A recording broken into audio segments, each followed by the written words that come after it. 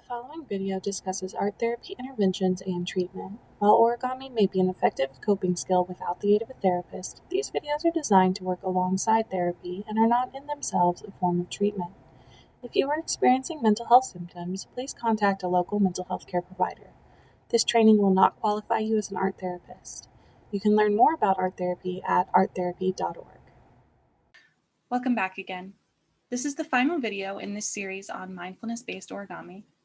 This video is really geared specifically for therapists, and in it, I'll discuss things to keep in mind when bringing origami to clients who might not respond well to origami interventions, and next steps or interventions that can tie in with the process. Something that came up across the videos is what will and will not show through in the finished piece. With both the crane and the dragon, the back of the page is not visible in the finished model. This means we can play with the concept of inside-outside to our advantage. This can let us transform something ugly or painful or difficult into something new and beautiful without having to revisit that negativity every time that you look at it. It may also be a good way to incorporate things that might be important or special to a client's identity, but not shared with others. Think of LGBTQ youth who are not out to a parent, for instance, or other parts of identity that might be important to a person but aren't worn on the outside or broadcasted to the public.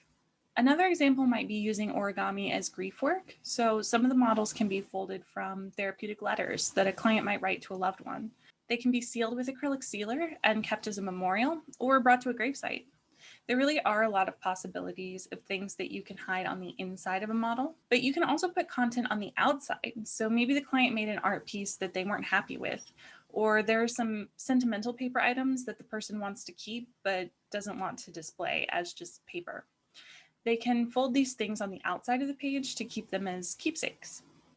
You can also encourage clients to fold origami to decorate their spaces or as gifts for friends and family, particularly clients who are in temporary settings, such as the hospital setting or a transitional living environment or other such site, where the surroundings are sort of sterile or the person wants to be able to personalize their space a bit. It's not expensive and can really brighten a space. In the literature, Kanazawa wrote about having her clients all make origami holiday decorations for a hospital setting and how they enjoyed getting to customize and decorate the space.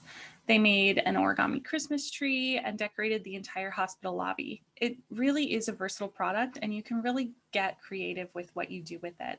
Now, that being said, there are some cautions about clients for whom origami might not be ideal. The repetition and precision required in the origami may be triggering for clients with obsessive symptoms, and particularly for clients who have obsessive compulsive disorder. The paper is also somewhat fragile and can be torn or crumpled, so it may be difficult for clients with a trauma history and especially a recent trauma history. It has been shown effective for work with individuals who have experienced trauma because it can lead to a sense of control, but very careful considerations of the models chosen can help prevent a client from being triggered. So really choosing something that's not likely to be damaged in the folding process is probably the best choice, at least to begin with, when it comes to working with clients in this population. The same goes for those who struggle with frustration tolerance. While origami can help build these skills if used correctly, it should be considered carefully and used intentionally. And on that point, a quick note.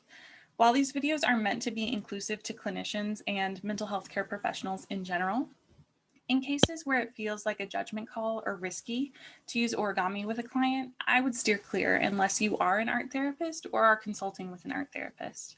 It comes down to an ethical consideration of practicing within your competence. So just checking in with yourself and making careful consideration of the risks and benefits before bringing any art process to your session is important. That's why art therapy is its own profession, and we have all kinds of training that's specific to use of art materials.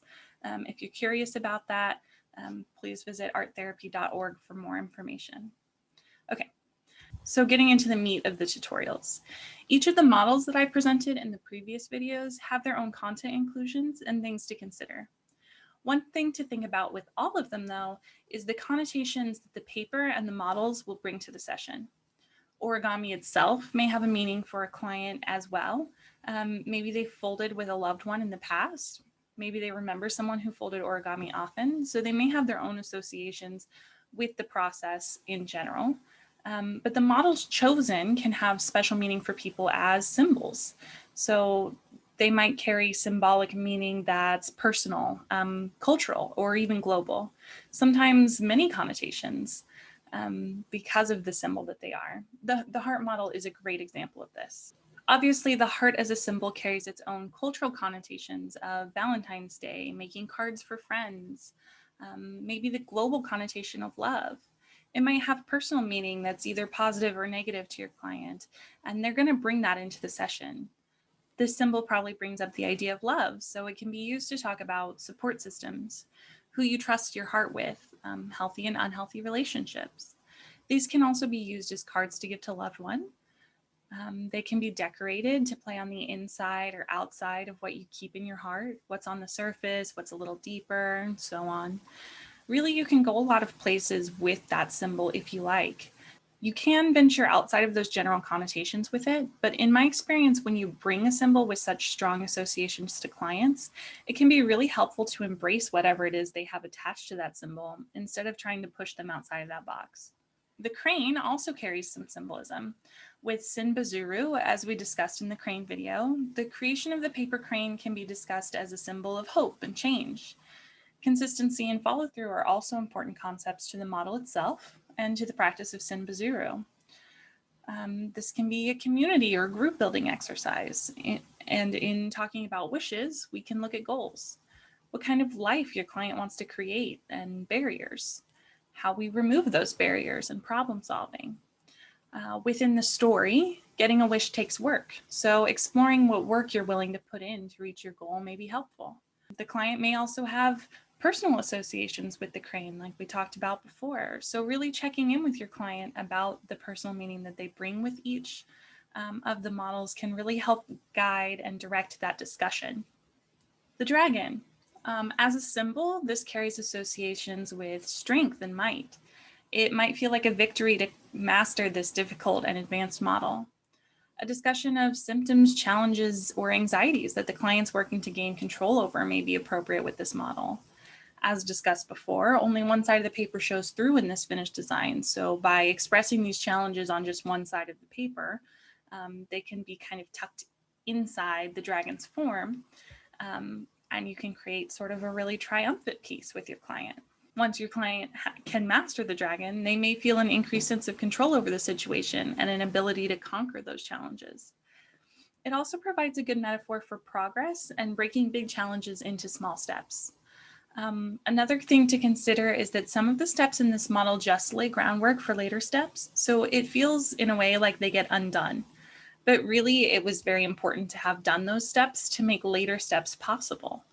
This can also provide a really insightful metaphor of what progress can look like depending on where your client's at. Finally, I'm going to talk a little bit about measurable outcomes. So any of us in the field know how important it is to be able to prove to insurance providers or program administrators that we're making measurable progress with our clients and utilizing evidence-based practices. There's a lot of support for the use of origami in therapy, which can be found in the literature, and I will include my references for your access. But I've also compiled a list of instruments that have been used in the literature to measure outcomes with mindfulness-based art therapy. And they can be used to kind of check on that progress with your client or those outcomes as you use the MBAT and origami. You'll see that here, and I'll leave that up for a second. You'll also have access to this. The focus has traditionally been on reducing anxiety and stress with MBAT. I'll note that biometric measures like saliva cortisol and skin temperature measures have also been used in the literature, but are not listed here as I've chosen to focus on self-report measures. So lastly, I'd like to extend some thank yous. A special thank you goes out to my master's committee, Clara Korn and Dr. Galen Wolf-Bordenero at Emporia State University, as well as Raven Milam, without whom this project would not exist. Thank you also goes out to Lawson Hosmann, who graciously created the pixel art animations that I used for the meditation segments of the tutorials. Lastly, I'd like to thank everyone who's watched this for their time and participation in the series. I hope that you find this work helpful and informative and that it does you and your clients some net good in the long run. Thanks again. Have a nice day and happy folding.